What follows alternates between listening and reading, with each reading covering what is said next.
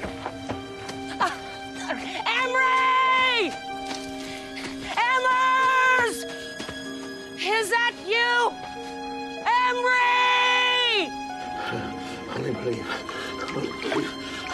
No, I don't believe. I don't believe.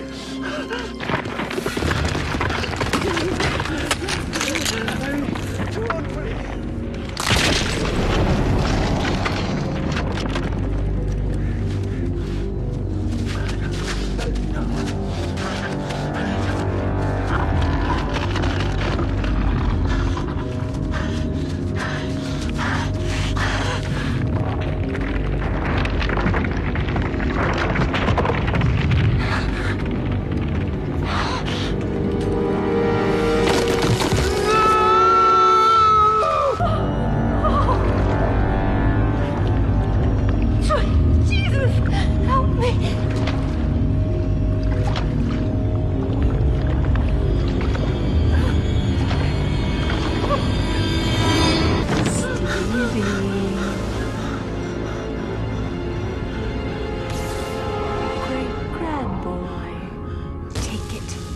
Wanted it then and you want it now. If you don't take it, you'll want it forever.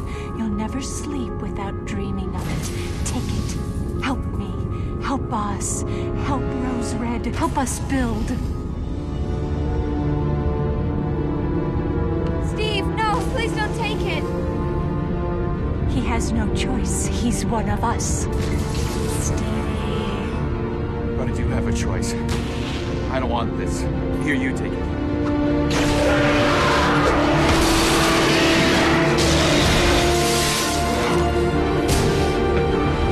Let's get out of here.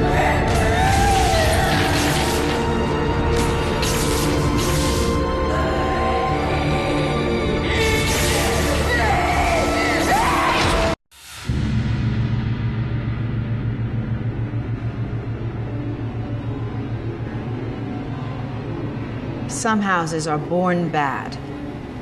Houses like Rose Red.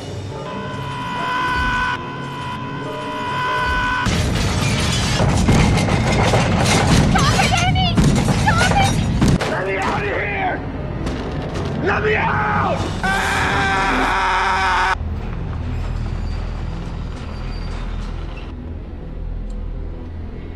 So follow me and prepare to be amazed.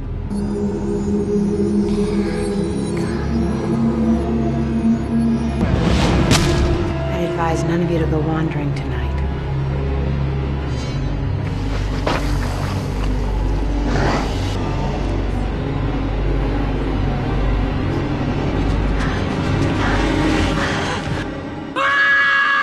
I've seen things you wouldn't believe. Careful now. We're in trouble, ladies and gentlemen. Big trouble. Run, Kathy, run! Help us or die.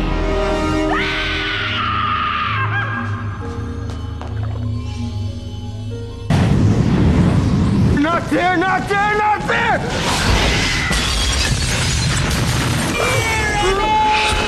Take over!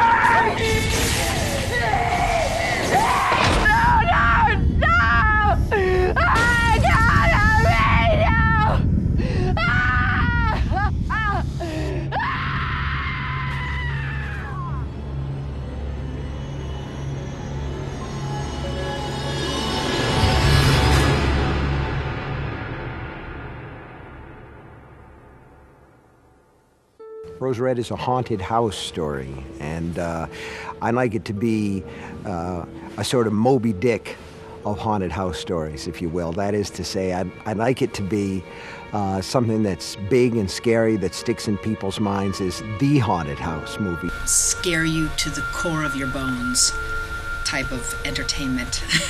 Specifically for people who like scary stuff, it's better than anything I've ever seen.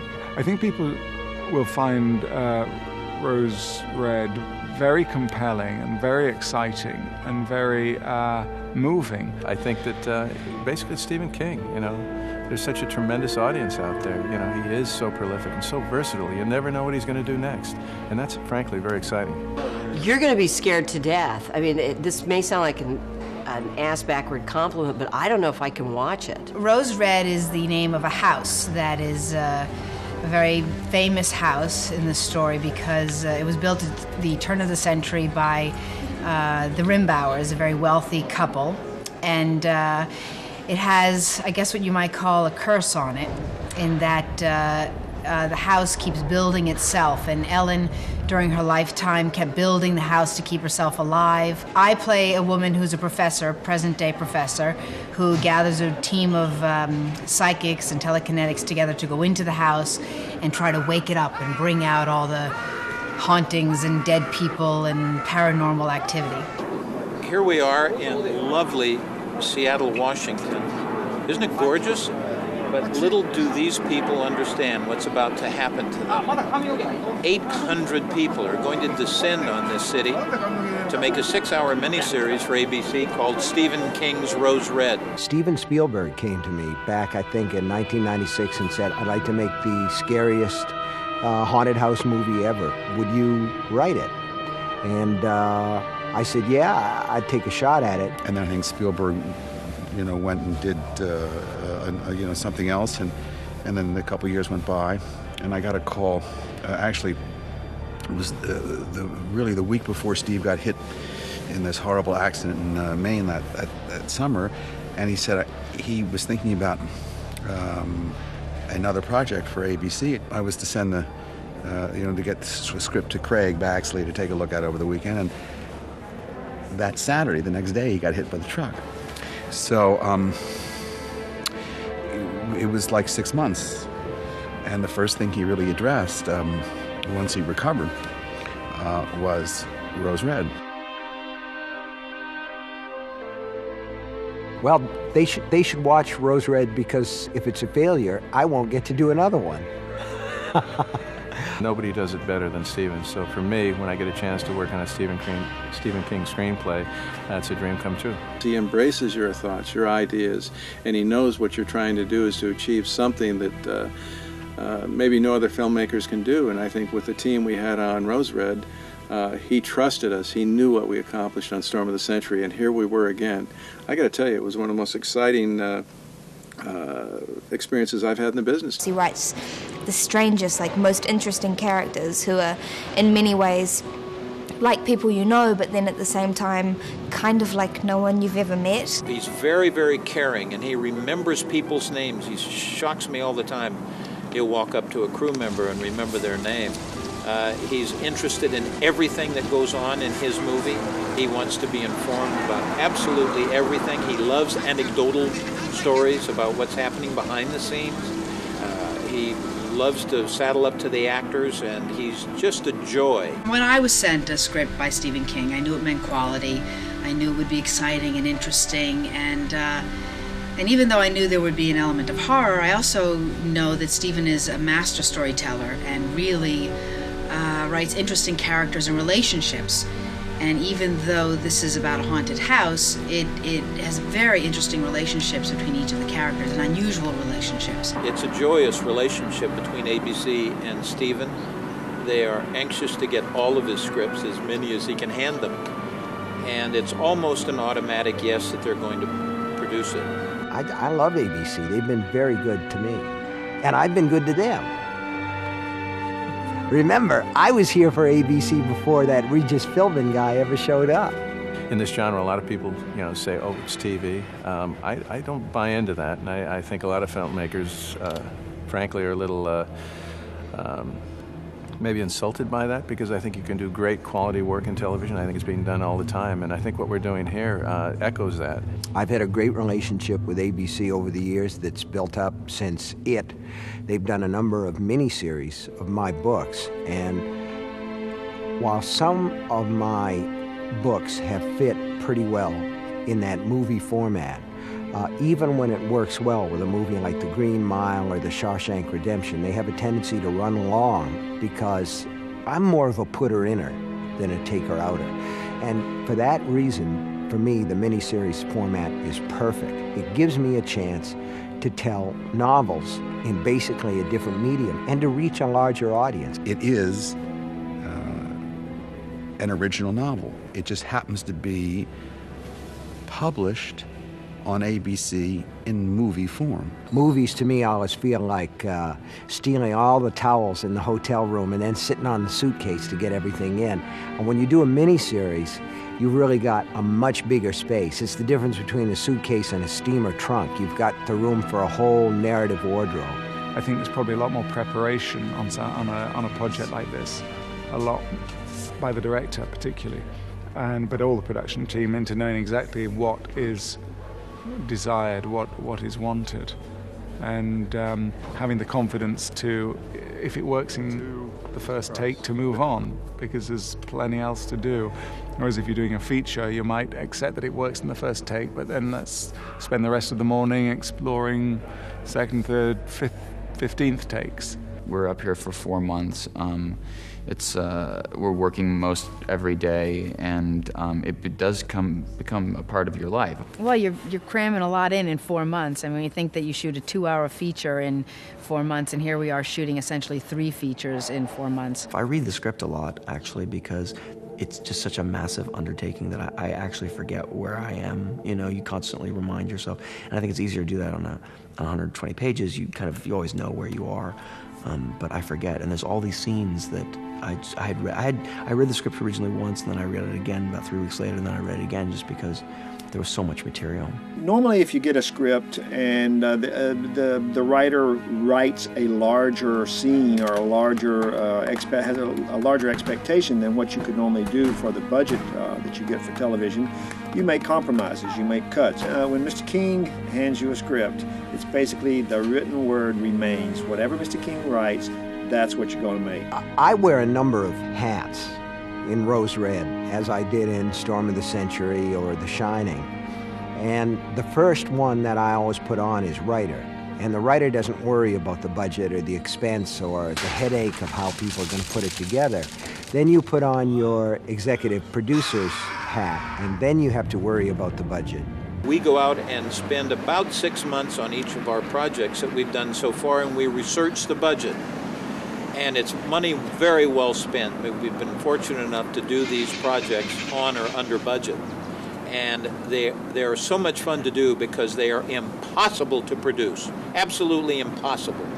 Stephen puts in everything he can imagine into these scripts. And it's up to us to try to figure out how to make it work for the television dollars in the budget. The networks are pretty concerned once you get over $30 or $40 million, so they wanted to know exactly how much it's going to cost to do the movie. Mr. King is pretty specific about what his sets and what kind of action and what kind of effects, exactly what kind of movie he wants. So we spent from January through early August basically trying to spec it out exactly, trying to pre-visualize it. The director was brought on, the production designer was brought on. We had conversations with the DP, conversations, of course, with locations people. We basically tried to pre-visualize exactly how the film was going to look, and then sit down and do the nuts and bolts of just figuring out how much it costs to do it that way. We start doing the drawings, a lot of drawings in the beginning, a lot of sketches and things, and I like to get into models quickly, so I go a lot from architectural drawings into models, and then we photograph the models at one point and sent them to Stephen King for him to look at and for the director and everybody to look at and get approval from them. The people who hear about the story, who are familiar with the Winchester Mystery House in San Jose, California, often comment on the similarity of this story to, or rather the story of the building of Rose Red to the story of the building of the Winchester Mystery House. Steve, you know, when he writes, he draws from so many different sources, and then he weaves it in, completely original way. But he was aware of the Winchester Mystery House, which supposedly the widow of the Winchester Pow, the rifle magnate said, this psychic said to the widow, as long as you're not done building the house, you'll stay alive. That is, you won't die until the house is done. And so what she decided was that she would never be done building the house, and therefore she would never die. And so what I liked about it was the idea of a house that starts to build itself. The first thing that the entire core crew of Rose Red did together was fly up to San Jose and take a tour through the Winchester Mystery House. And although it's a very interesting house, there's no question about it, it is in an impossible location to film. It is right on a major freeway, so the noise is deafening all over the house. And it is a confluence of a major street in San Jose. I don't know if it's called Main Street. And right across the street, they were constructing a huge new shopping mall. So the noise just didn't work for us. To me, it was very claustrophobic. It looked like it was built on 2/3 scale. You know, the doorways were small. Everything about it was small once you physically were on the site. What we were looking for was something that was a complete juxtaposition. Vast empty spaces that could transcend into basically a labyrinth of many different rooms, different levels, and could grow. So we had to scout other places, and that's where we started looking all over the United States and Canada, and we were shown Thornwood Castle in Lakewood, which was nearly perfect. As Steve said to me when he first sent the script, he said, I'd like to find a house that is user-friendly. I mean, as opposed to a house that immediately upon seeing it, you say, well, this is a haunted house. It should not look haunted. It should look kind of warm and inviting.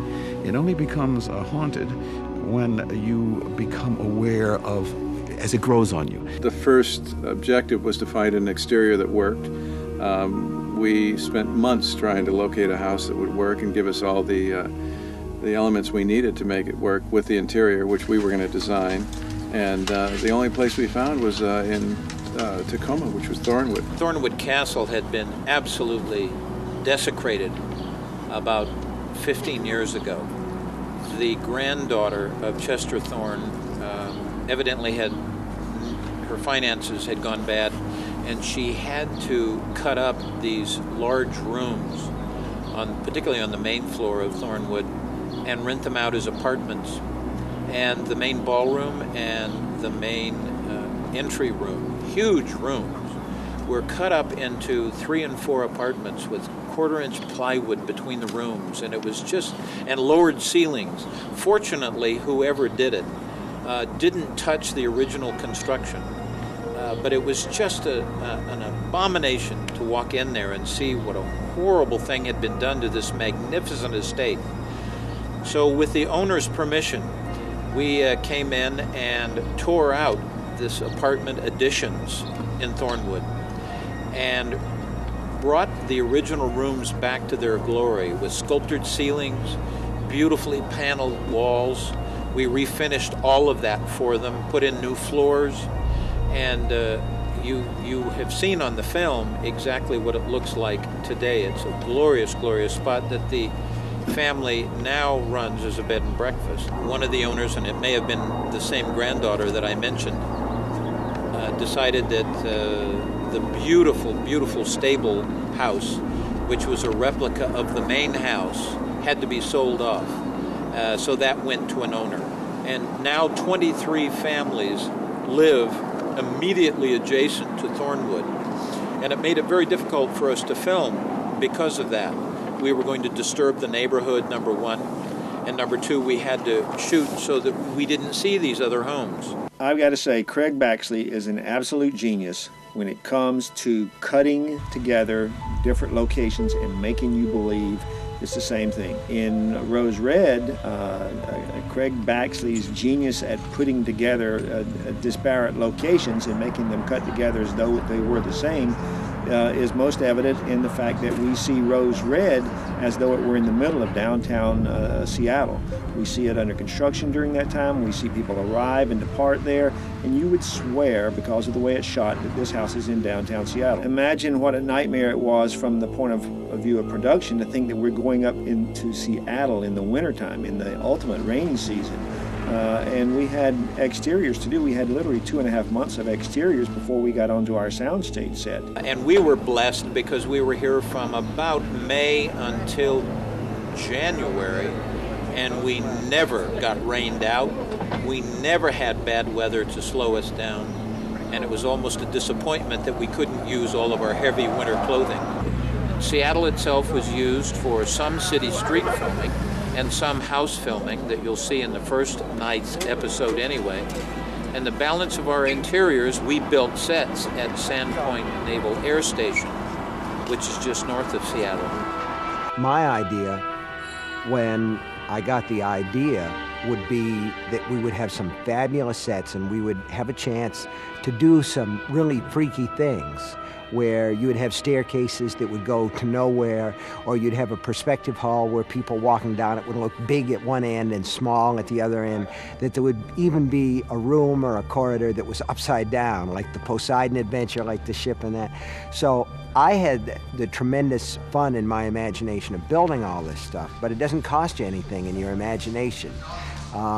Luckily for us, we had Craig Stearns. For me, it was like a dream come true, being able to create the house. Craig had to, from Los Angeles, come up here and hire the construction crew. At one point, we had over 400 carpenters on our crew from all over the western part of the United States. We started construction in May of 2000, and we started filming the sets in October of that year. So it took from May till October to get them constructed and to get them dressed and ready for us to start filming. My mouth just hung open. I couldn't believe it. And I wanted to know where they got these contractors, because it went up really quickly and expediently. And but it's an amazing set. And it's a pleasure to work on. It's like a playground for actors. Oh, money's always an object of these things. So it started up, and we built it, and we designed it, and then things had to be cut, and things were brought down and made smaller, and decisions were made. But I was very happy, because even though things were cut back, I don't think people will really notice, or I think it still has a grandeur. Luckily, when you read the script, he always puts in these little phrases in each when you come into a set. So that's wonderful. I've done a couple of his shows, and it's wonderful because he doesn't give you a ton of information, so he doesn't want to boggle you down with a lot of detail, but he gives you a little phrase here, a little phrase there, that sort of gives you an essence of what he's thinking. The one thing I got from him is that he wanted to feel that the house was warm and not, when you first walk in, even though it's foreboding, he didn't want it to be a cold, really cold place. So we stuck with warmer colors, warmer stone and warm woods and warmer wallpapers. We wanted to be a haunted house that was sort of attractive, that sort of drew you in, rather than something that was cold like a mausoleum. This is a huge set, and walking around, it's very easy to get lost.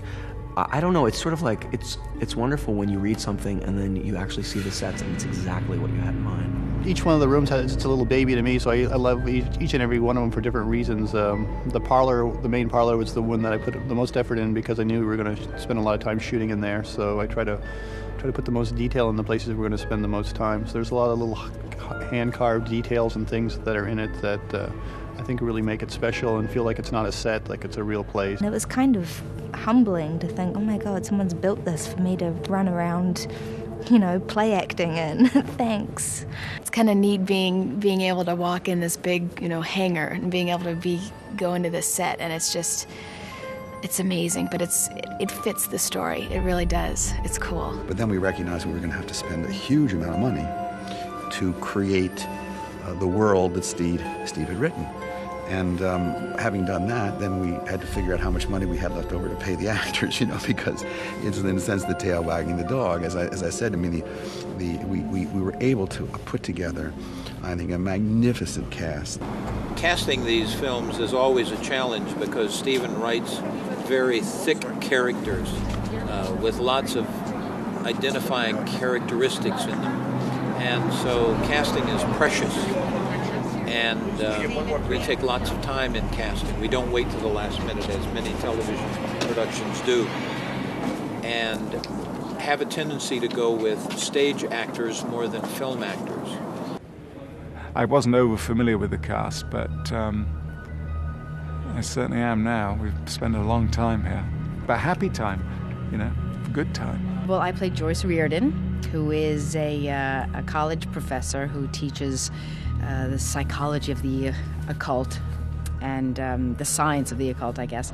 And I have this fascination with Rose Red, with this house, and believe that we call it a dead cell, so the hauntings in it are over, but I want to awaken that house. So I collect a team of psychics and telekinetics and others, and we come in and try to awaken the house. It was fun to play Joyce Reardon throughout.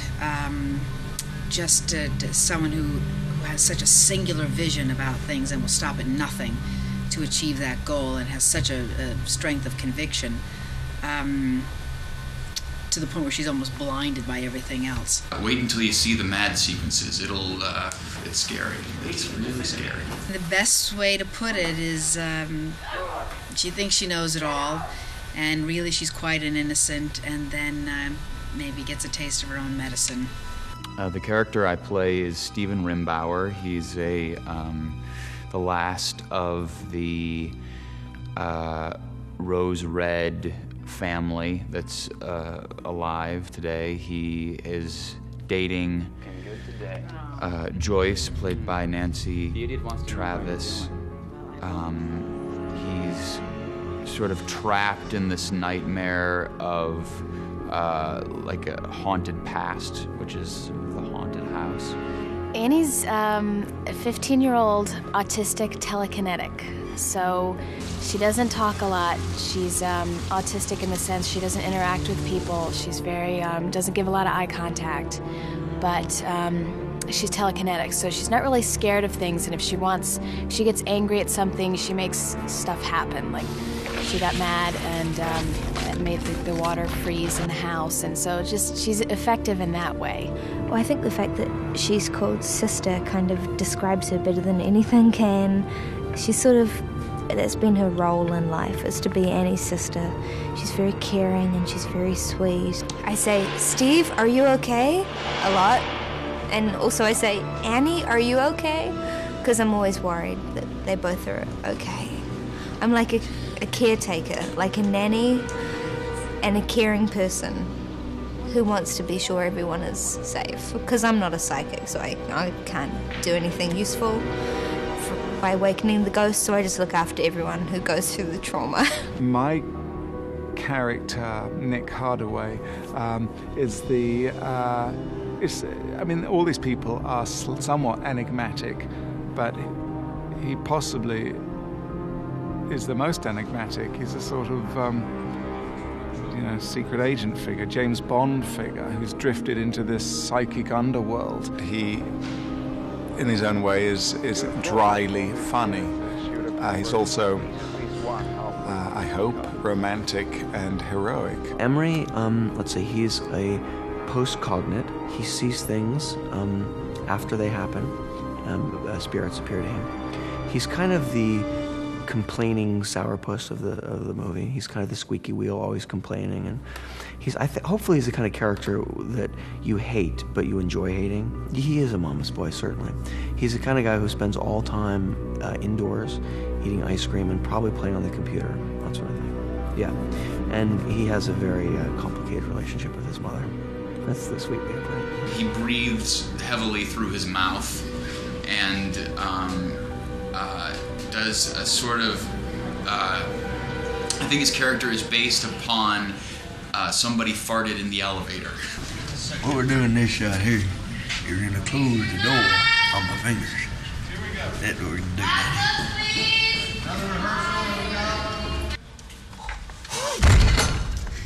When I got the role, I wanted to have this, which is my fat suit, but I also wanted like I said, I wanted my chin to be kind of larger than it was and softened. So I ate a lot of food for about 4 weeks, and then it didn't stop until about a week and a half ago. Last time I weighed myself, I gained 30 pounds. Kathy's very religious, and yet she can automatic write. Well, you get, you're possessed. People speak through you, but rather than your mouth moving, then your hand takes over. I've given up, as I said, my personal life and the next half of my career just to run through this house. It was a variation. One day I was joking and saying, I have this face, and I have that face, and I have, because you just kept spinning, and you thought, how can I be more terrified? And that was a little wearing, day after day, to be a frump church mouse, you know, and have Matt Keeslar and Matt Ross and Julian Sands and Kevin Tighe. You know, I've like had a thing for him for several years, more than we're going to say on camera. When I saw that there was a chance to work with Kevin Tighe again, I jumped at it. He's a wonderful actor, and he's probably as focused and tenacious as I am about achieving what we're after. And it was a real pleasure working with Kevin. You'll never have to leave. You'll never have to leave. You'll never have to leave. My psychic ability is that I'm a touch-know, which means that when I touch things, I'll know what happened to that object before, who owned them, anything traumatic or exciting that's happened to it. My character changes, so I'm at first like a kind of quiet, shy, mousy psychic, and then I kind of turn. Ellen Rimbauer is this amazing character that Mr. King wrote that this is my house. It was built for the occasion of my wedding. And so at 20, we arrive at the house, but the house isn't quite completed. We have a seance here in the dining room, and during the seance, I learn that when the house is complete, I will move on to the afterlife. And that really scares me. And at 20, not really what I want to do with my life. I think a lot of viewers of these things have come to look for me. It's kind of in the spirit of those Where's Waldo books. They keep wondering where Steve King is going to pop up. And I don't want to say exactly where I show up in Rose Red. All I can say is if you watch it very closely, sooner or later, you will see my award-winning performance.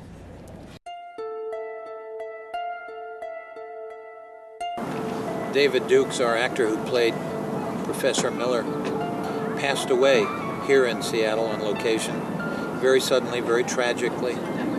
We had filmed about 2/3 of his work, and he was magnificent. It was a strange thing because his death seemed to bring the cast and crew a sense of unity, if only for a while.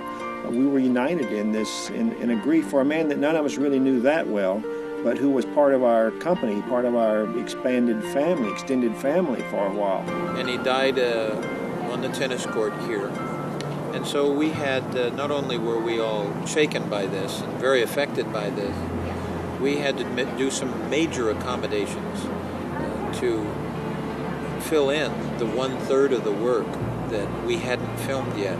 And Stephen rewrote his part for the ending, and we expanded a role of a local actress here, Emery's mother, Laura Kinney, and that worked out very well too, but we all missed David Dukes and his wonderful influence on the set. I wasn't sure what was going to happen with the film because he had given such a wonderful performance, unlike anything he'd done in the past.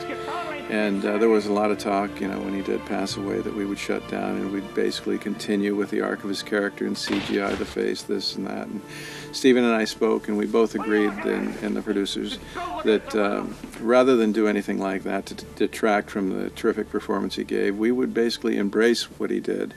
And Stephen and I addressed the screenplay and tried to encapsulate what he had left. We were able to work around the fact that that David Dukes was no longer available to us for close-ups. We used stuntman. We used a face double. We used voice doubles. And we reused some old footage and made it work out. A fallen comrade, ask not for whom the bell tolls, it tolls for thee. And so it's about as big a reality check as you can experience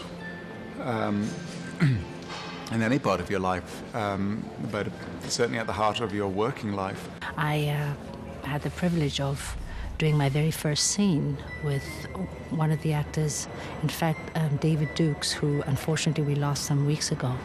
And it was really a very touching experience, because for me that was my very first scene that I did with him, but that wasn't to be the only scene. But of course the very first one is the one that I did with him. So I kind of feel that he left us with a very special blessing. Really, his presence in this is not forgotten at all.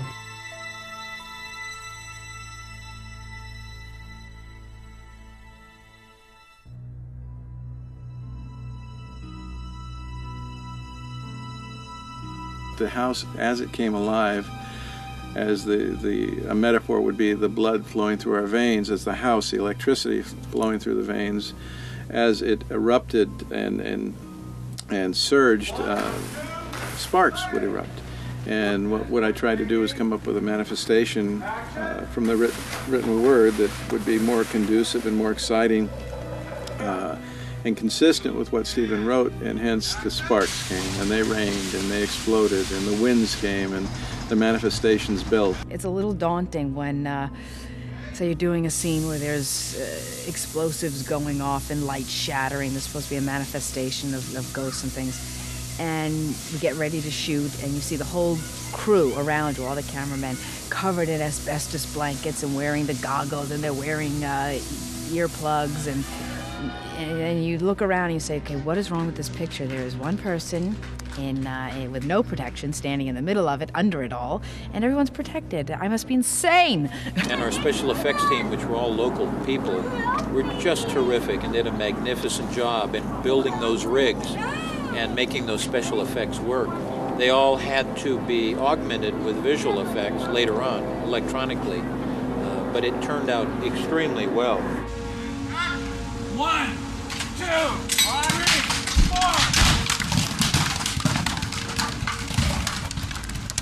4. The key to any good action sequence is good prep, as we all know, and we had a great storyboard artist, Rick Newsom, that I spent a lot of time with, and I gave thumbnails to, and we were able to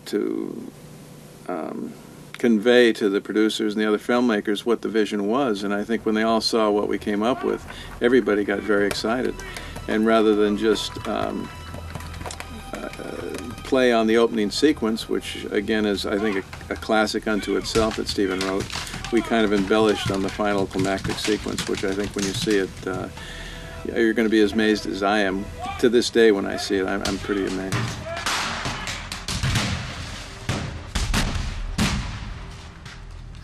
I think that the thing that I most want to see cut together, I've seen some dailies that are fabulous, and it was Craig Baxley's idea.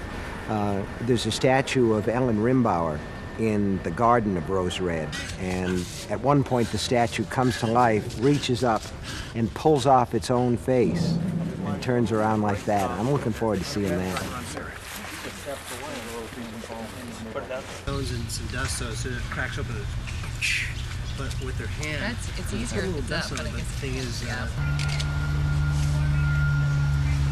And back to normal, right there. We had lots of fun creepy crawlies. We had bugs, we had crows, we had this little sweet little dog got to play a vicious beast and bite somebody in the leg, little girl in the leg.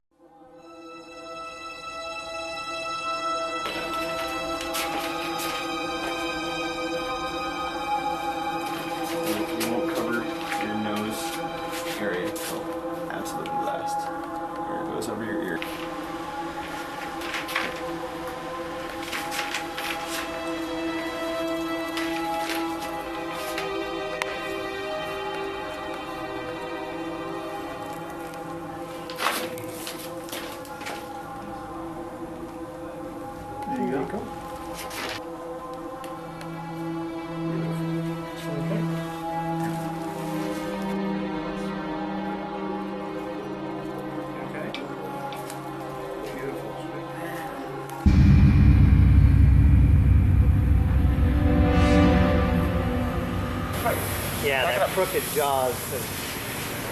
It's not really quick. Back it up. Okay, 1 brow, 2 smile. Whoa, that looks fun. 1, 2, 3. Okay. Smile, happy.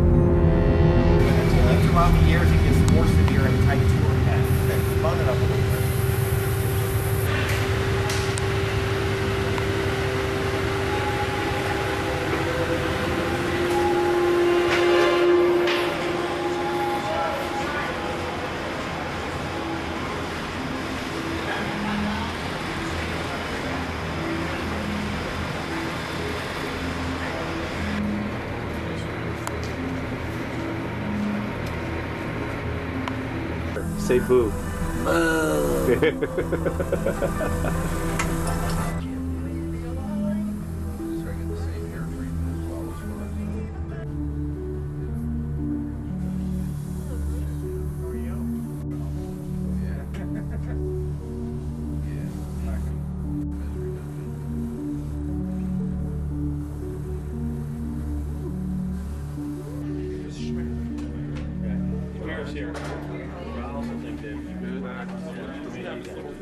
Action.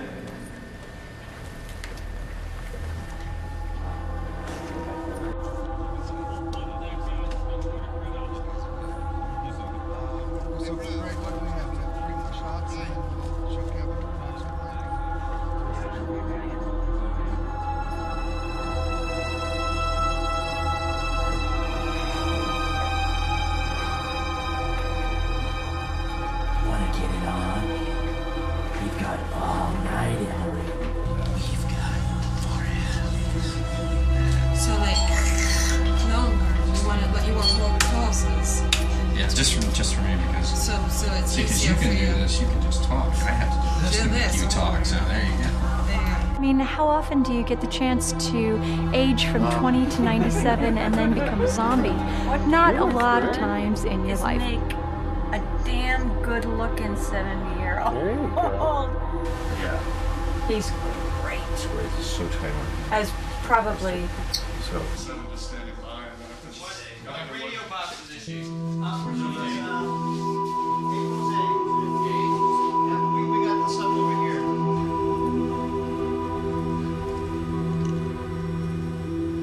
How's it feel, Emily?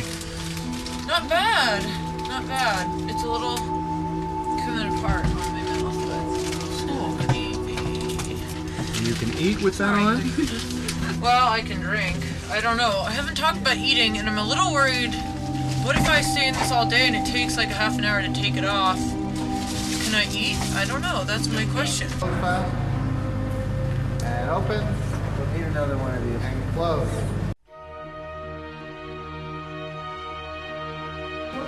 I've never swing danced before in my entire life. Enormously enjoyable, and the brilliance on Stephen King's part to have these characters suddenly break off in this leitmotif of dancing to Glenn Miller's In the Mood. I don't know if I can say who the worst dancer is. I know that Julian and I were not given a very challenging dance, just in case. The dancing scene was the funnest. The most fun the whole entire room.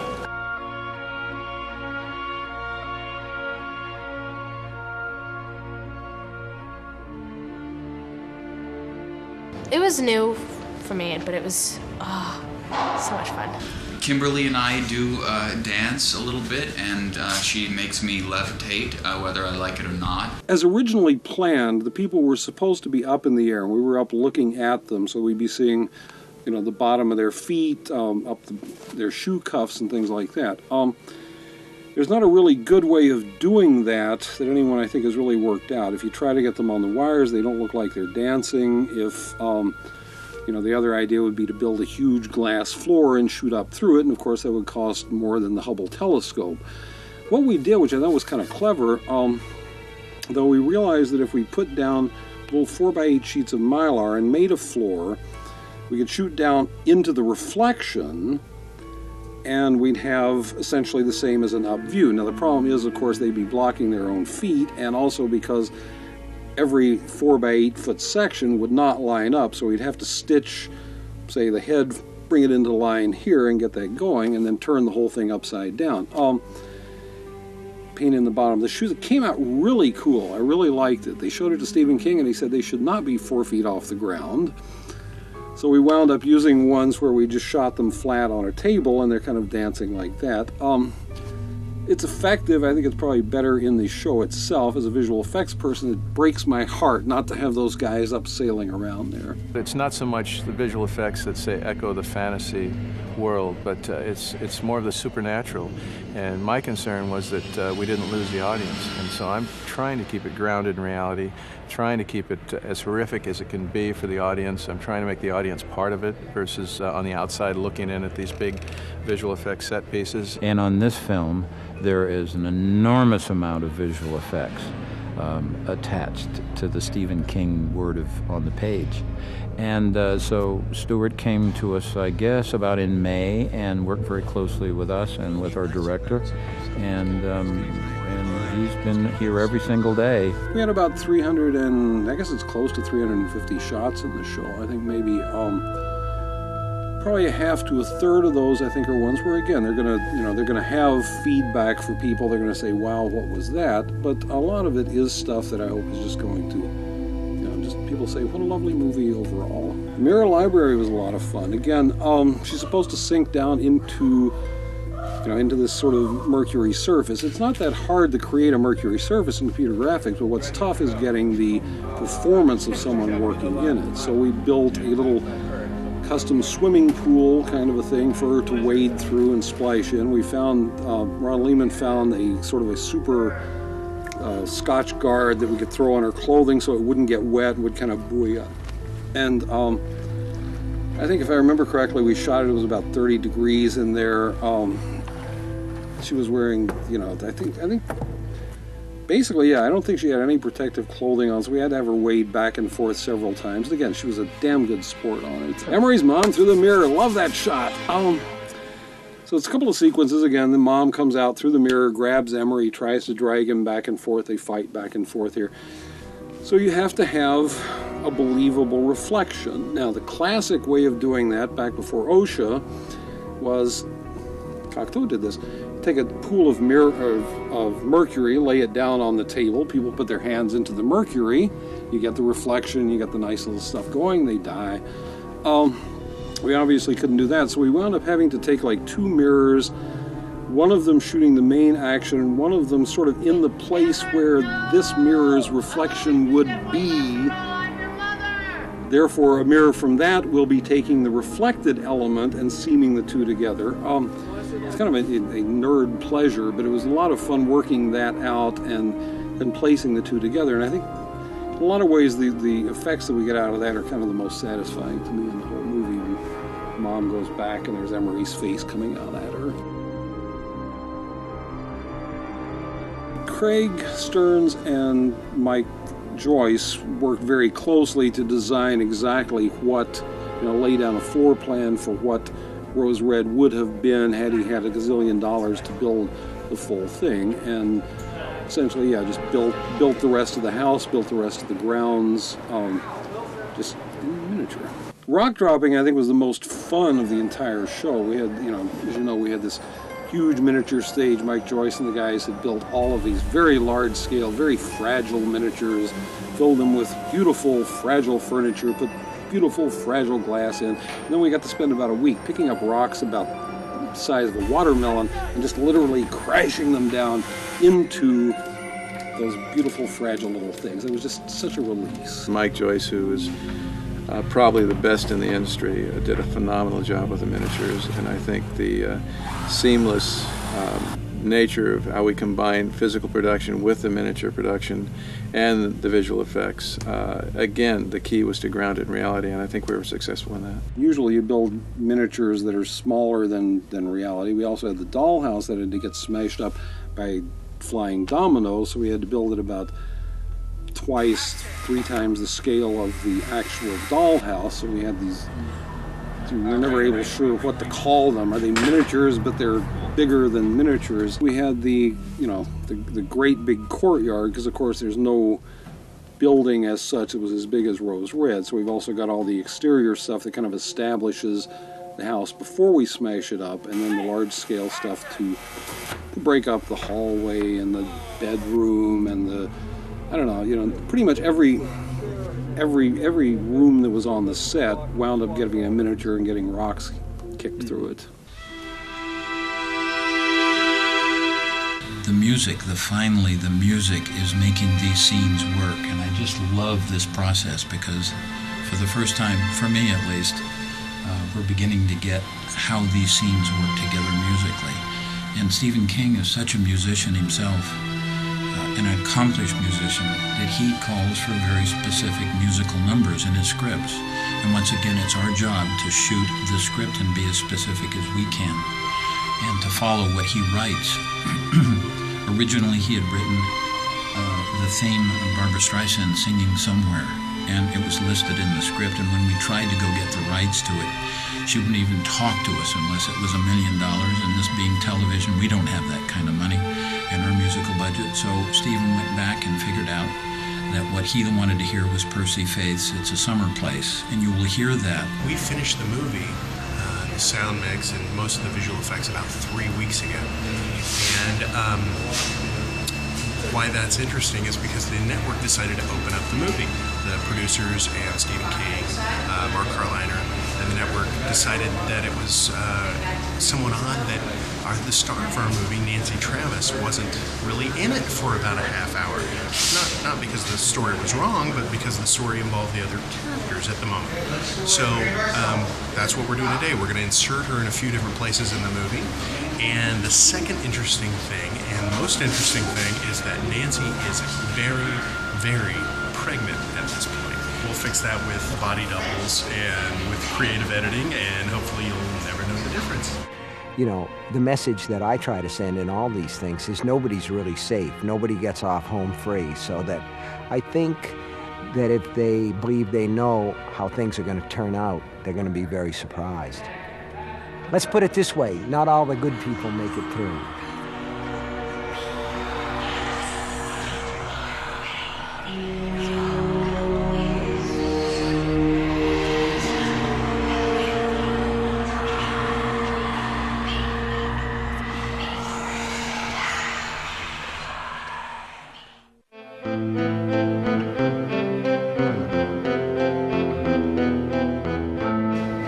Yes, I absolutely believe in ghosts. Yeah, totally. When I was a kid, my mum saw a ghost, actually, in Sussex. And this is a true story, totally true story. And I had some friends who lived in houses that had been hospitals during World War I, and they talked about the path the ghost would take. And I never saw one myself, but I felt a presence of one when I was young, and actually I'm totally freaked out by ghosts. And I absolutely believe in them. Sincerely. I do.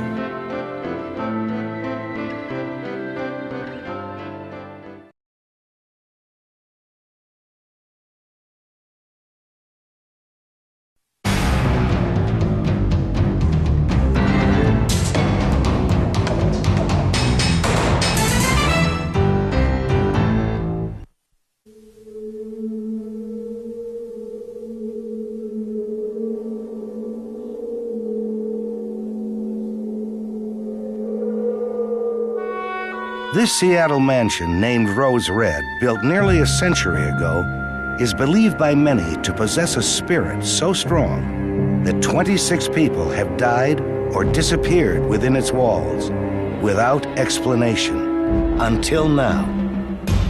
With the recent discovery of the intimate diary of Ellen Rimbauer, lady of the house and Rose Red's last living occupant, the baffling history of this legendary house is beginning to take shape.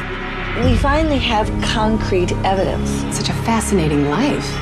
For the next half hour, a story of mystery, murder, and the supernatural. All born of a house known simply as Rose Red. It's a mystery so intriguing, author Stephen King is bringing the story of a new controversial investigation inside Rose Red to ABC television later this month. This investigation will either shed new light on Rose Red or add another chapter to its bizarre history. The doors are open now. Maybe everything will be put to rest. There is death. I can see it.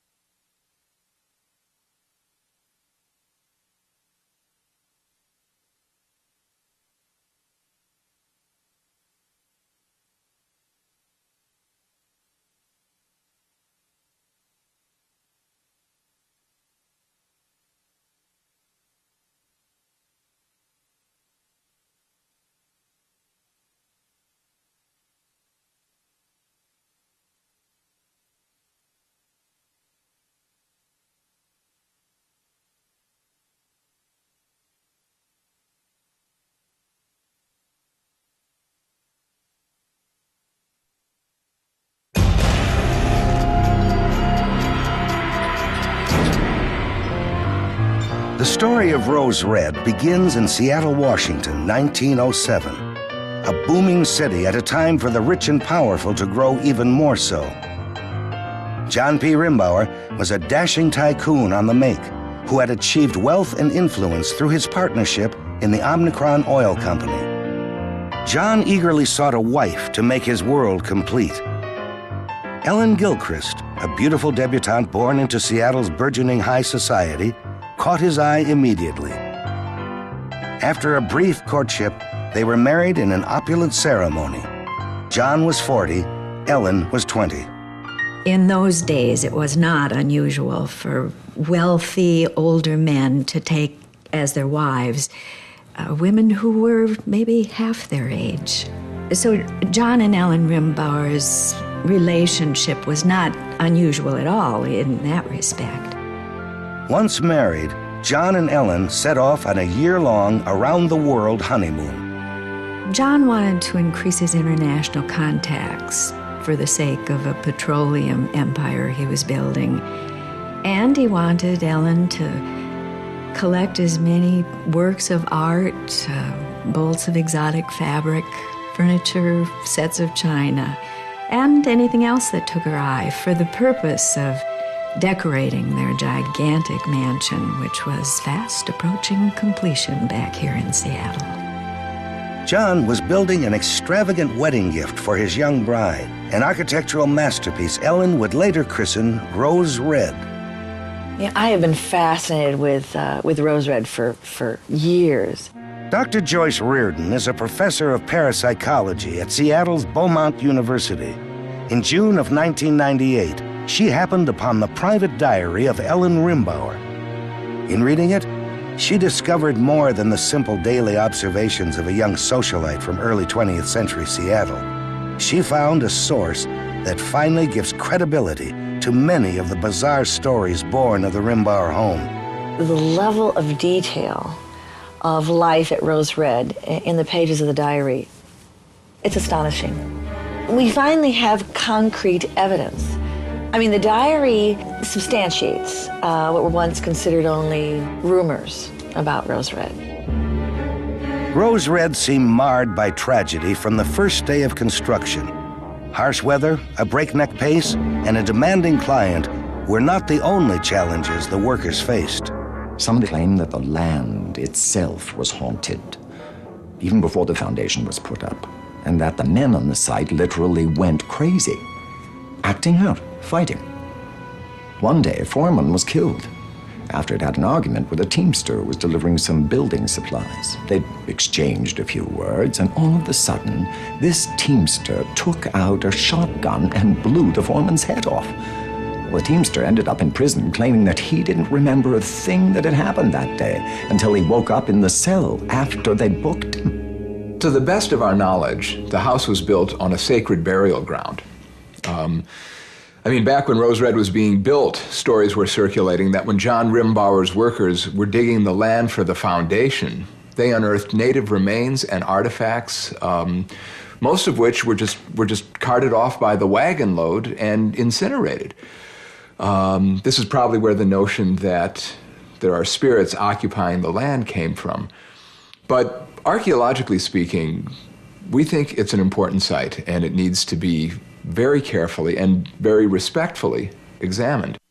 John Rimbauer insisted that the stories of human remains being found on his property were rumors and demanded that construction continue.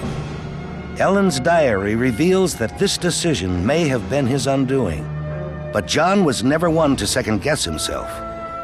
John is a man who takes control of any situation the moment he enters it. It is the consistency in him that I believe makes him such a formidable businessman. None would dare cross him. Few dare challenge him. John's business practices were at times ruthless. Ellen writes about one such occasion when John blackmailed his partner in Omnicron Oil, Douglas Posey. John threatened to reveal the man's secret homosexual lifestyle unless Posey agreed to give up his shares in the company. The man was so broken by John's ultimatum, he hung himself in the parlor of Rose Red. His suicide was yet another tragedy for the house and its occupants.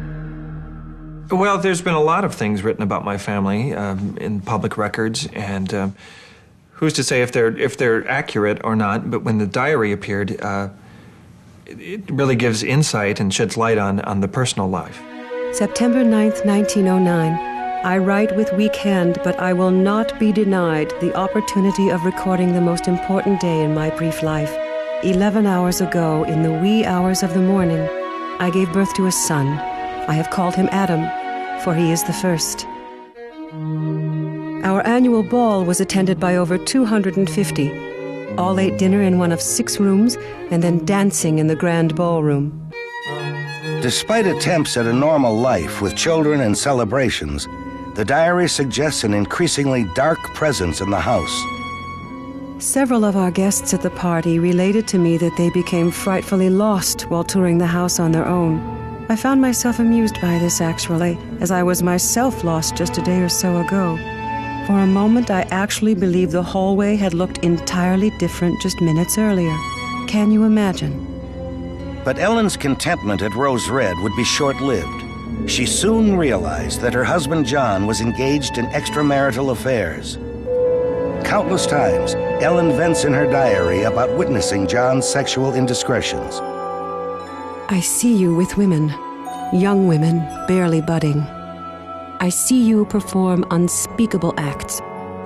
With each passing transgression, Ellen's life at Rose Red became even more lonely. She was shaken by a dark empathy that seemed to emanate from the very walls of the house. When we return, it's as though the house was in tune with her thoughts. Inside the troubled walls of Rose Red.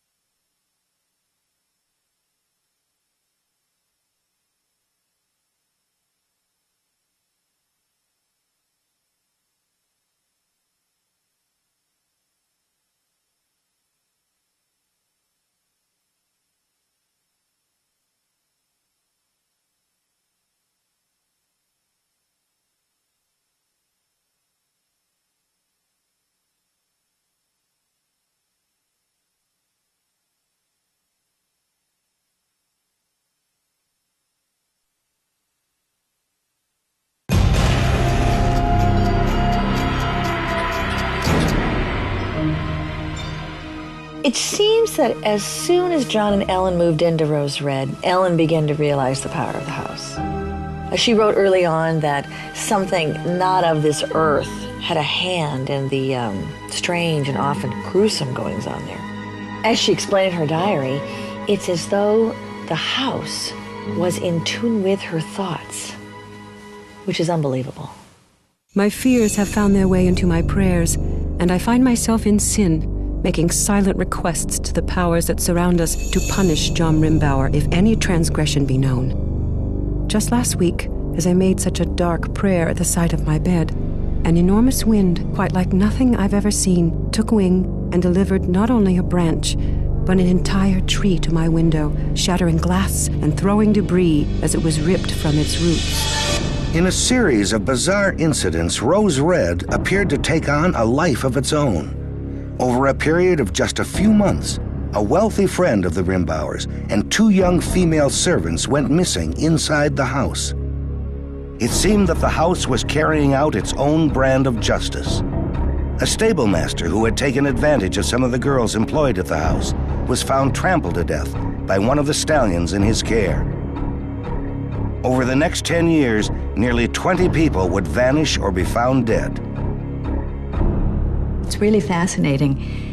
There's been so much speculation over the years about what really happened in that house.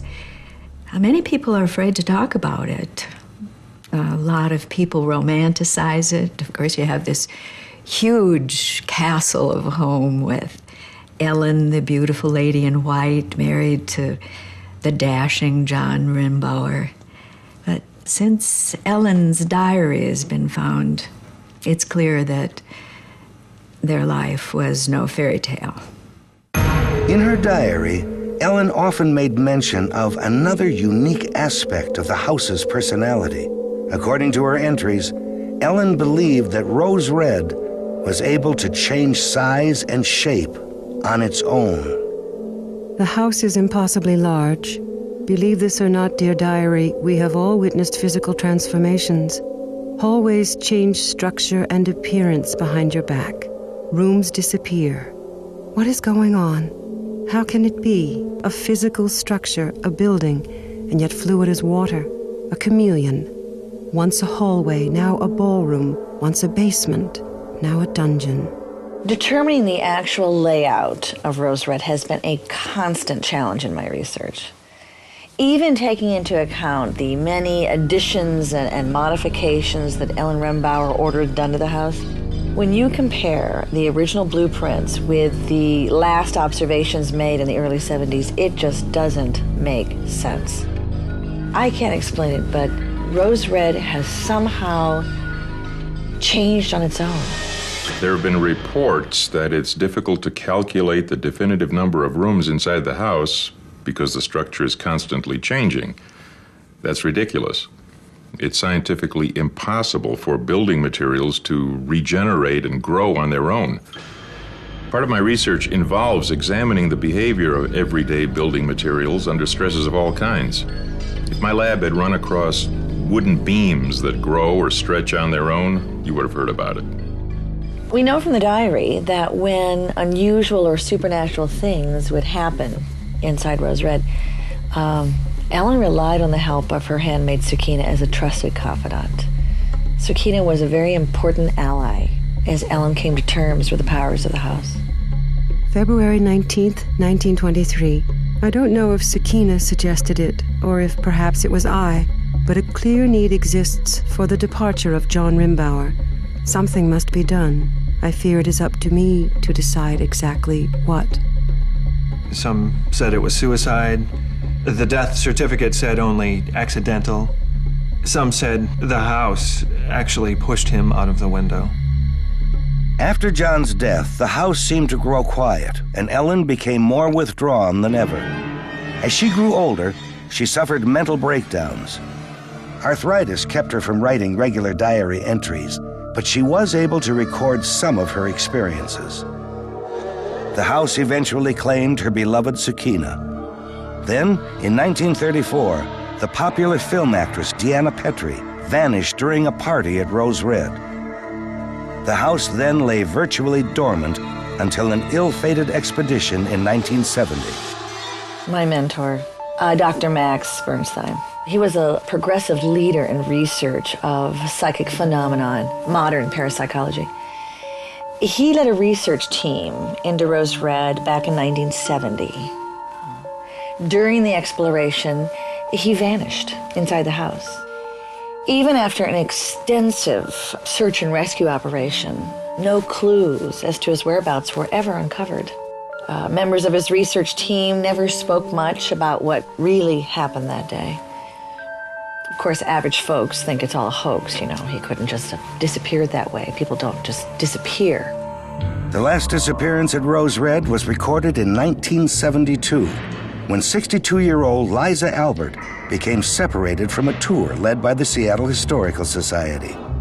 All that was ever found was her blood-stained purse in a room not intended to be part of the tour. When we return... I've got my team. I'm going in. I really can't condone what she's doing. Dr. Joyce Reardon plans an expedition inside the walls of Rose Red.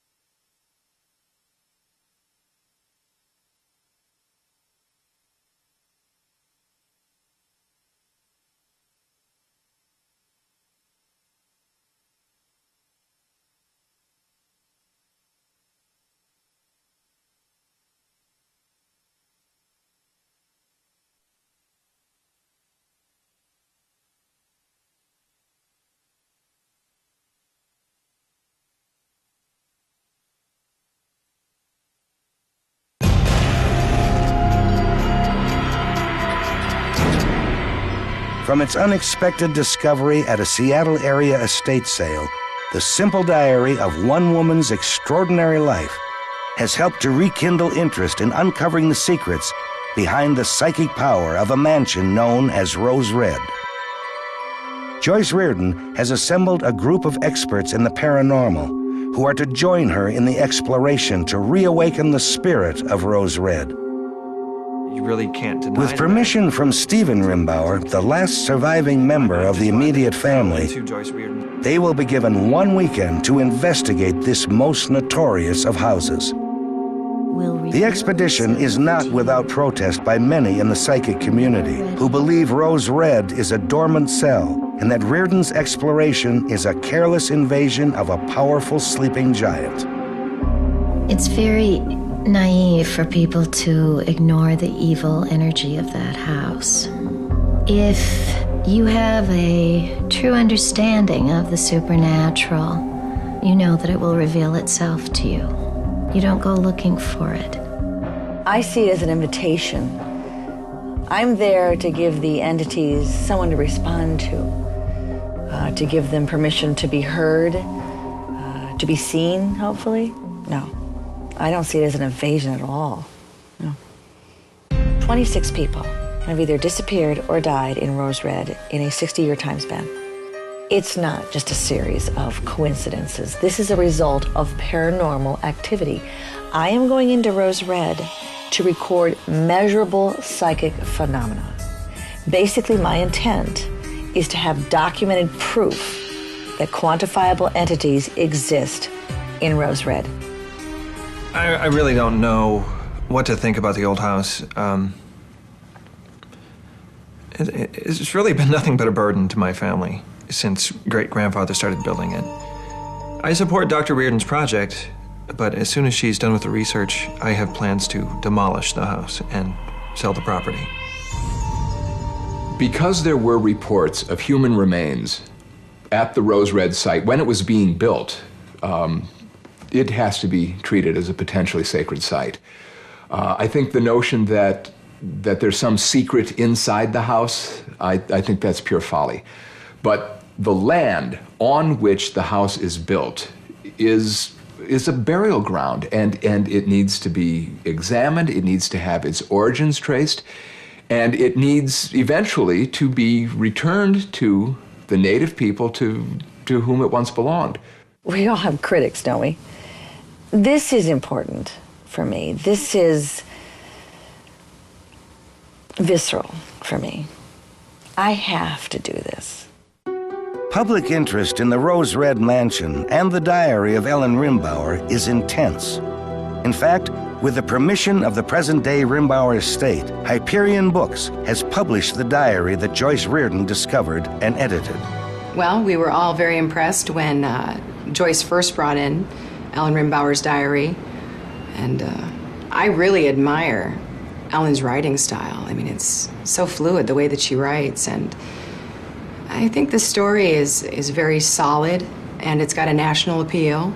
It's very rare that readers have such a great opportunity to see firsthand such a fascinating life. This diary is written with, such detail, this documentation of paranormal activity and these frank sexual situations that, really make it a page turner. I mean, it's a book that you just really don't want to put down. It was an honor to edit Ellen's diary. It truly was.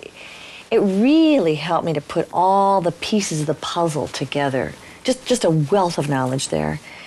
And of course, with it, I was able to secure funding and permission to put together my expedition through Rose Red. Couldn't have done that without it. Ellen Rimbauer's diary serves as a record of the world inside Rose Red for half a century. By interpreting the detailed accounts within the diary, Joyce Reardon has prepared herself for a look into the vast mansion with supposed portals into the paranormal. Are the dangers real? The fate of her study is uncertain. But for Joyce Reardon, the call to embrace the unknowns within Rose Red must be answered. Is it dangerous? Sure. Could it be life-threatening? Maybe. But if that's what it's going to take to make people believe in the power of the paranormal, I will take my chances. Because this is a golden opportunity to provide some truth. Author Stephen King will bring the story of Joyce Reardon's expedition to ABC television later this month. It captured everything that was in my imagination and more. What I liked about it was the idea of a house that starts to build itself.